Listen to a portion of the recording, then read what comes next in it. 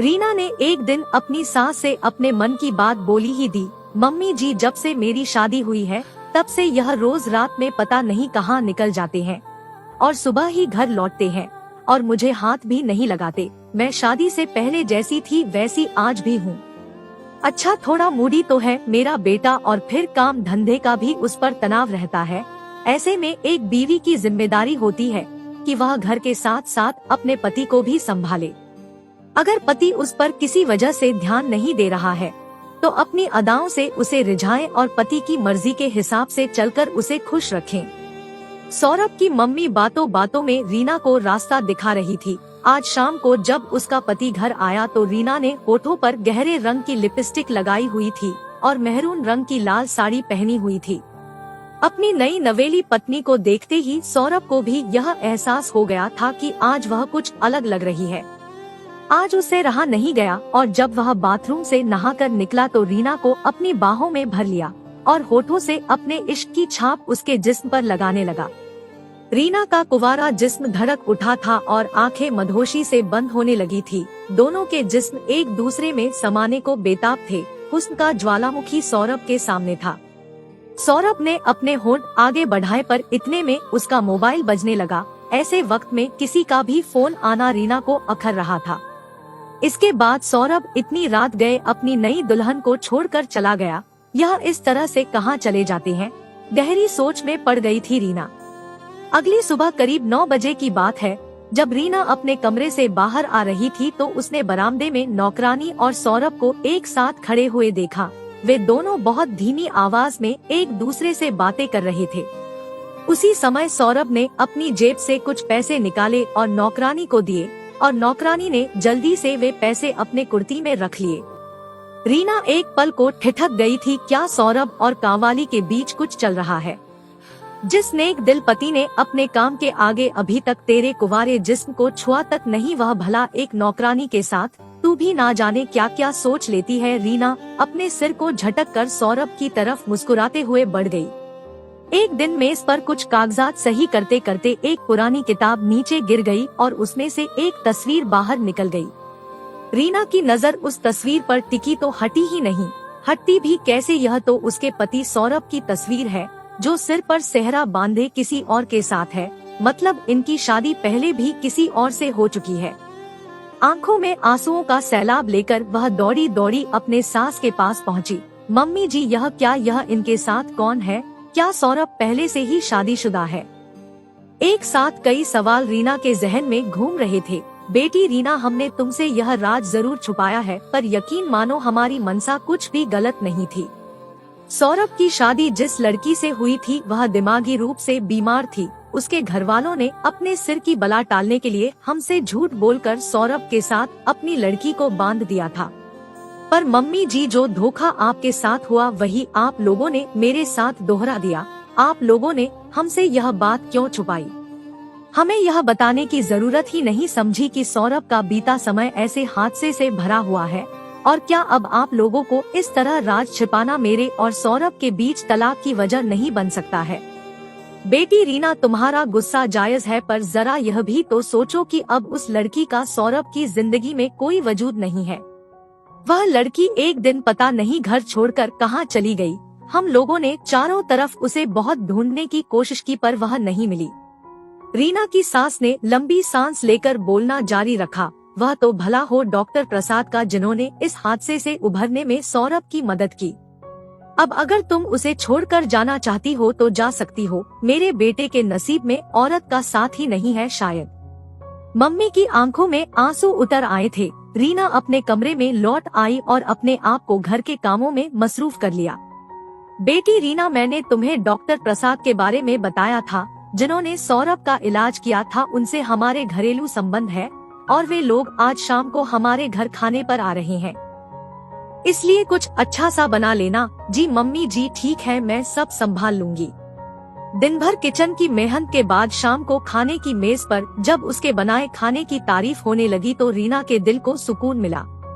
रीना, जरा हमारे साथ भी तो बैठो, मिसेस प्रसाद कहते कहते उठकर किचन में आ गई थी। प्यार तो खूब करता होगा सौरभ तुम्हें? मिसेस प्रसाद ने पूछा।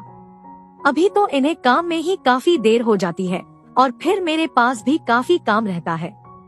ऐसे में आगे की बातों को रीना ने मन में ही रोक लिया था। अच्छा तो यह बात है, कोई बात नहीं, मैं तुम्हें ऐसे नुस्खे बताती हूँ जिनसे तू अपने पति के दिल पर राज करेगी। मिसेस प्रसाद ने रीना को अपने शौहर को बस में रखने के गुण बताए। पहले ही मुलाकात में मिसेस प्रसाद ने रीना के मन को मोह लिया था और दोनों ने एक दूसरे के व्हाट्सएप नंबर भी ले लिए थे। एक शाम को सौरभ की गाड़ी की आवाज आई तो रीना की नजर गेट के बाहर चली गई। उसने देखा कि सौरभ के साथ कोई साथी सवारी थी जो औरत थी। उसने अपने मुंह पर कपड़ा लपेटे हुआ था। वह औरत उसके पति की गाड़ी से उतरकर एक कैब की ओर बढ़ गई। रीना मन में सोचने लगी, तो मेरा शक सही था, सौरभ का जरूर किसी के साथ चक्कर चल रहा है। रीना अपनी सास के पास गई और बोली, मम्मी जी मेरा शक सही था, मैंने इनके साथ एक औरत को देखा है जो इनकी गाड़ी से उतर कर जा रही थी।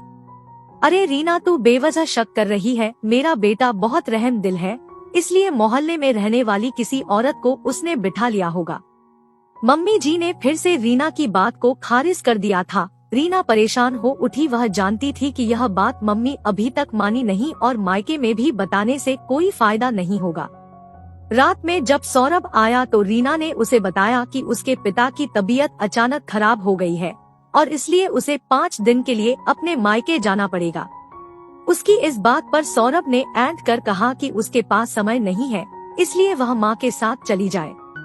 रीना का मायका इसी शहर में था, इसलिए वह अपनी सास को लेकर मायके चली गई।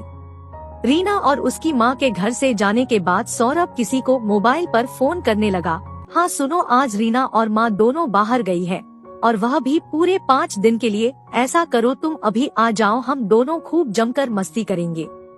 और हाँ, अपने हाथ की बनी बिरयानी जरूर लाना। कुछ देर बाद ही सौरभ के घर पर वह औरत आ गई जिसे सौरभ ने अपनी बाहों में भर लिया और उसके पूरे बदन को चूमने लगा।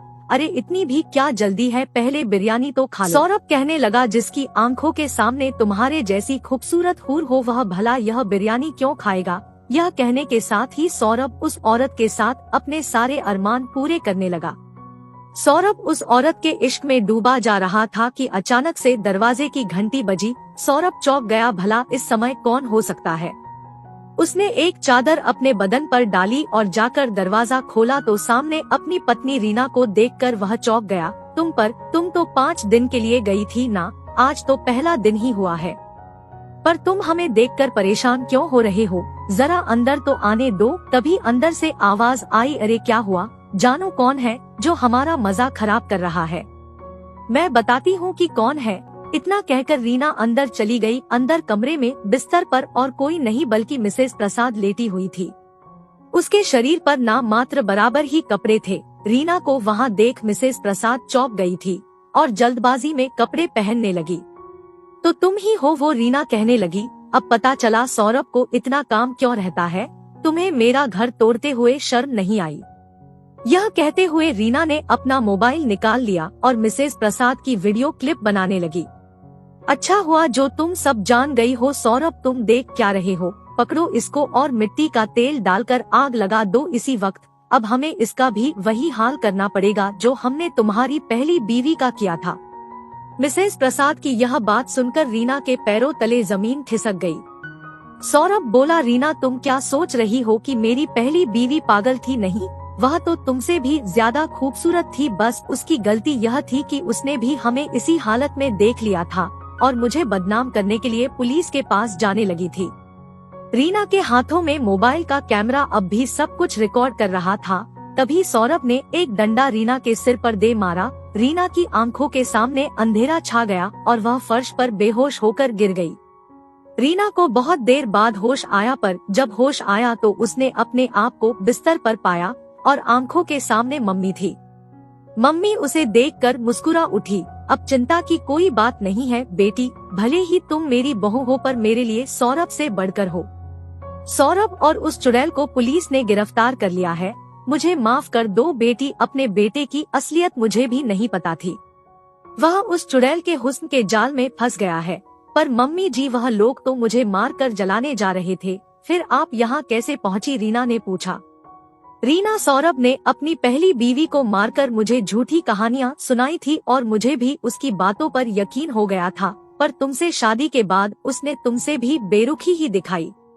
तभी मेरी परखी आंखों ने उसके बदलते मिजाज को भांप लिया था, पर मिसेज प्रसाद ही मेरे बेटे को अपने कब्जे में करके अपना मुंह काला करेगी, यह मैंने सपने में भी नहीं सोचा था। पर मम्मी जी, मिसेज प्रसाद तो शादीशुदा है और फिर उनके पति शहर के एक अच्छे डॉक्टर हैं। फिर उन्होंने सौरभ के साथ ऐसा क्यों किया? क्या बताऊं रीना, अगर औरत अपने ज़मीर को ऊंचा उठाती है तो वह आसमां की बुलंदियों को छू लेती है। वह अच्छी माँ बनती है, अच्छी बहन बनती है और अच्छी बीवी भी बनती है। और अगर वह नीचे गिरती है तो गड्ढे में गिरती चली जाती है और मिसेज प्रसाद बन जाती है। औरत का एक घिनौना रूप यह भी होता है। 6 महीने बाद ही रीना की सास ने उसकी शादी एक अच्छे परिवार में करा दी और खुशी खुशी उसे विदा किया। रीना की सास उसकी सास ही नहीं बल्कि अब उसकी माँ बन चुकी थी। दोस्तों, यह कहानी सिर्फ और सिर्फ मनोरंजन के लिए बनाई गई है। इसका किसी की वास्तविकता से कोई लेना देना नहीं है। धन्यवाद।